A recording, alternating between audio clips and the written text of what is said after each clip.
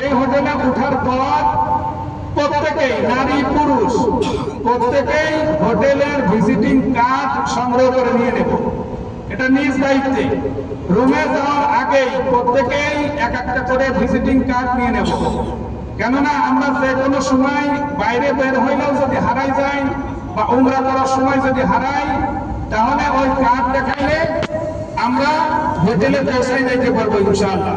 আর room number তো মনে রাখা সম্ভব হবে, যে যার যে রুম নাম্বার সেটা আমরা মনে রাখবো ইনশাআল্লাহ। ঠিক আছে?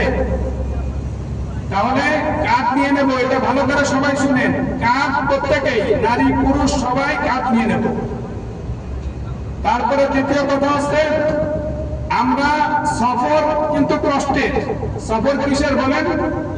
সফর কিন্তু কষ্টের। এই কষ্টের কারণে আল্লাহ পাক রব্বুল আলামিন রোজাকে মওকুফ করে দিয়েছে, যে রোজা যদি পারো সফর অবস্থায় তাহলে থাকবা, আর যদি না পারো পরবর্তীতে রাখবা। রোজা রাখার না রাখারও অনুমতি আল্লাহ পাক রব্বুল আলামিন নিজেই দিয়ে দিয়েছেন।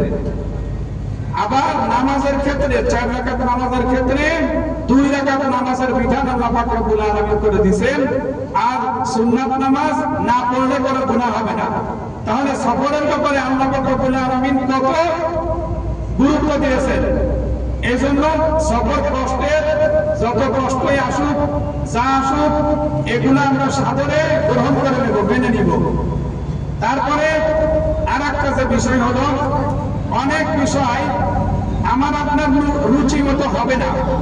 মনে করেন, এই যে মনে করেন আজকে যে ব্যাগ হারাইলো, পাসপোর্ট হারাইলো, এটাকে আমরা কেউ আশা করছিলাম না, কেউ জানতাম না, কিন্তু তারপরে হয়ে গেছে। একজনের জন্য দেরি করতে হয়েছে, বিভিন্ন রকম ঝামেলা হয়েছে, এগুলো আসবে। আমরা কেউ বিরক্ত হব না, সবর করব এবং পরের বেদনায় সমবেদনা প্রকাশ করার চেষ্টা করব। একটু ভাবতে থাকবো।